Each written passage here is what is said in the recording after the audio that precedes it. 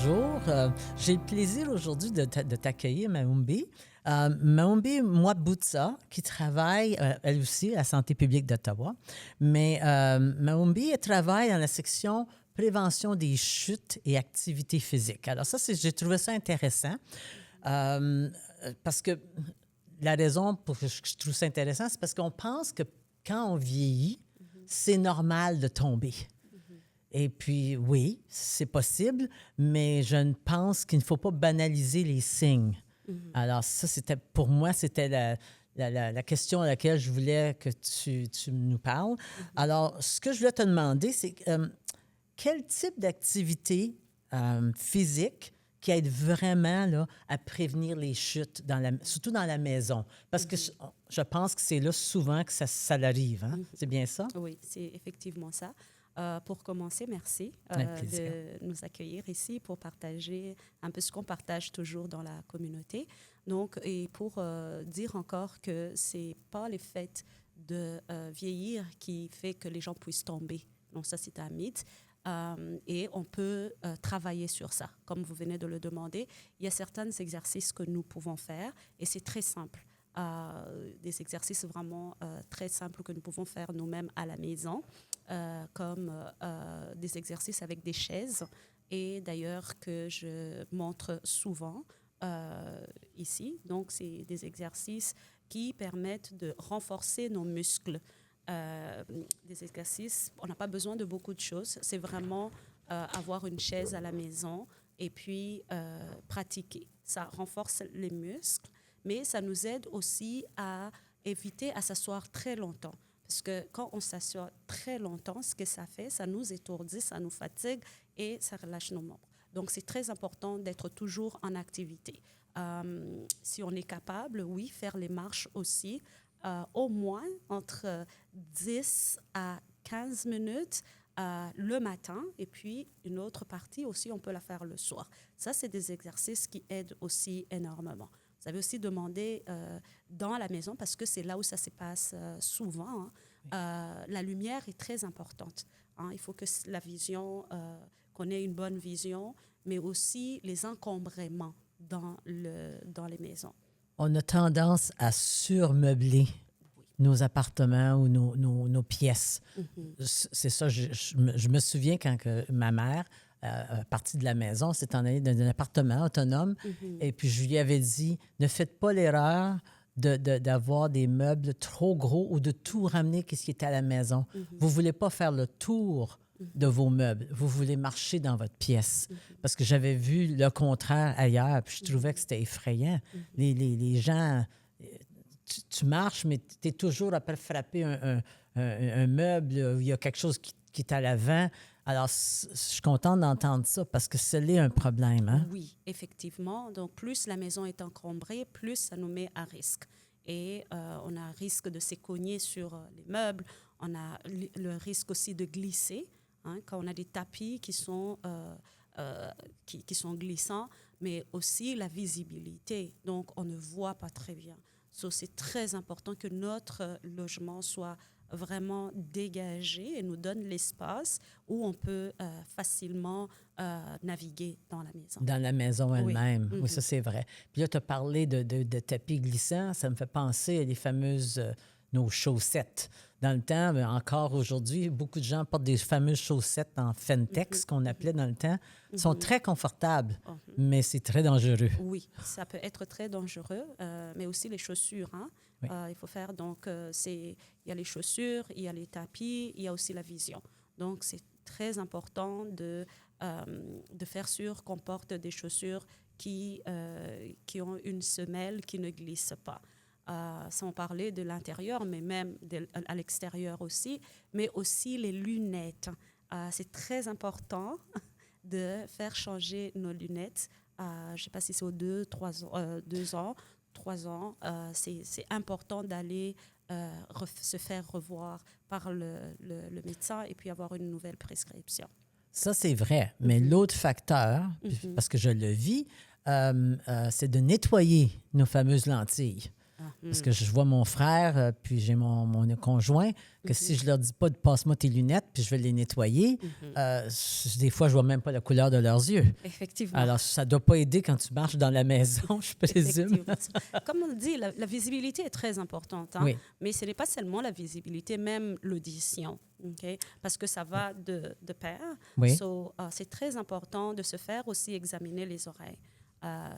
Des fois, on a des symptômes, par exemple, on a des vertiges, on ne se sent pas bien, et puis on ne sait pas vraiment qu'est-ce qui se passe, mais ça peut aussi être dû à des problèmes d'audition. C'est très, très, très important parce que les deux, ça va de pair aussi. Ça fait du sens.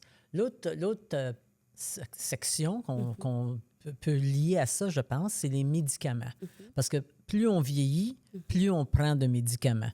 Alors, je suis certaine qu'il y en a plusieurs, ou peut-être pas plusieurs, mais il y en a certains médicaments qui ne doivent pas aider avec le vertige ou avoir la nausée ou pas bien se sentir. Et puis souvent, ben, on peut tomber à cause de ça, tout simplement parce qu'on se lève trop vite, ou etc. Là. Est-ce que ça en est un, je pense, hein, c'est oui, ça? Effectivement, surtout quand on a une nouvelle prescription et on ne sait pas encore les effets secondaires de ces médicaments-là. C'est très important quand vous remarquez que j'ai plus de somnolence, plus d'étourdissement, de vertige, de le mentionner directement à votre médecin. Et puis aussi, une autre chose, c'est que l'interaction de certains médicaments, c'est très important de mentionner au médecin je prends telle vitamine, la liste de tous les médicaments que vous utilisez et même des produits naturels. Il faut toujours les mentionner au médecin parce que ça peut interférer entre médicaments et puis causer des somnolences, de l'étourdissement. Ça, c'est des choses vraiment qu'il faut faire très attention.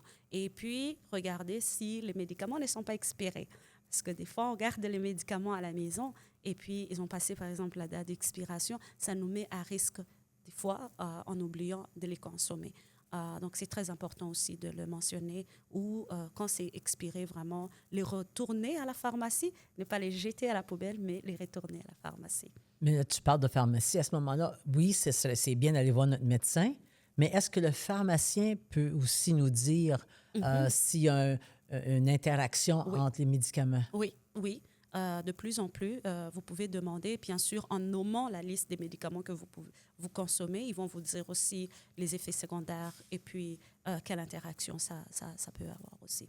Ça fait du sens. Oui. Ensuite, là, après ça, j'ai aussi ici... J'ai été sur votre site web de la santé publique d'Ottawa, puis j'ai découvert une panoplie de services que je n'étais pas au courant. Il y en a un programme qui s'appelle, il est gratuit, Force en équilibre. Peux-tu m'en parler un petit peu? Oui, c'est un programme de 10 semaines où vous pouvez faire des exercices à la maison ou vous pouvez aussi en ligne. Donc, avec Rogers aussi. Si vous allez sur le YouTube aussi, vous allez le voir. Donc, c'est des exercices que vous faites à la maison pendant 10 semaines. Mais aussi, dans différents secteurs de la ville, on a des programmes dans les centres récréatifs où il y a des activités pour les aînés, donc qui se donnent. Certains sont gratuits, d'autres peuvent être payants, mais moyennant toujours selon l'income.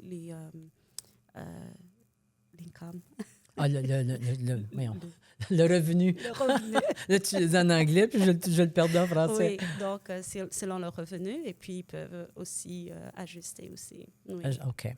Là, tantôt, tu as montré une feuille, tout simplement, pour des exercices.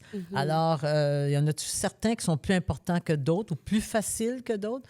Puis je présume qu'on peut avoir une copie de ça. Oui. OK, pas de donc, problème. c'est vraiment essayer de faire des exercices très simples. C'est pas... on peut aller du plus... on suggère de commencer par le plus simple possible, comme des marches. On peut aussi comme s'asseoir et puis se lever. Quand on est à la maison, c'est s'appuyer sur le mur, essayer de renforcer nos muscles, nous lever sur nos talons. Quand on est en train de préparer, j'aime faire ces exercices-là. Donc, juste, ça renforce les muscles, mais aussi ça nous permet de développer notre équilibre. Des fois, même juste marcher sur des talons, sur les orteils. Ça aussi, ça aide. C'est des exercices qu'on peut faire vraiment très simplement à la maison. Avec quoi? Le comptoir de cuisine, avec nos murs. C'est ça. Pas besoin de se rendre au gymnase local où on paye une fortune pour se garder en forme. On peut quand même trouver ces choses-là à la maison. Effectivement. Mais pas trouver, mais les faire à la maison. Alors, est-ce qu'il y a d'autres choses que tu devrais informer les gens, des personnes aînées, à part de ça? Oui, c'est vraiment, merci, c'est vraiment s'écouter. S'écouter soi-même. Et puis, essayer de remarquer les petits changements qu'on a dans notre corps. Parce que notre corps nous dit beaucoup. Et surtout au réveil. Ça peut être difficile quand les gens se réveillent. On se précipite à se réveiller, mais il faut souvent s'écouter. Comment je me réveille ce matin? Est-ce que je me sens bien? Pourquoi? Parce que la plupart des hospitalisations et des décès que nous avons, pour les 65 ans et plus, c'est dû aux chutes. Donc, on peut les prévenir en faisant vraiment des choses qui sont très minimes et nous protéger nous-mêmes. Donc, l'écoute et puis essayer d'éviter d'être sédentaire, mais de vraiment tout le temps être en activité, ça aide énormément. Je pense à quelque chose juste un petit peu drôle, mais quand on est plus jeune, on se lève la patte, on rentre nos culottes, puis on part. Un peu plus vieux, si on est debout, on fait une patte, ben là, demande-moi. On tombe où est-ce qu'on n'est pas supposé. Alors, quand tu dis écouter, c'est aussi s'adapter. À un moment donné, il faut s'adapter à notre âge. C'est ça qui est important. Oui, c'est vraiment s'adapter et puis à l'accepter. Des fois aussi, oui. C'est pas facile d'accepter que je me lève le matin avec une jambe qui me fait vraiment mal.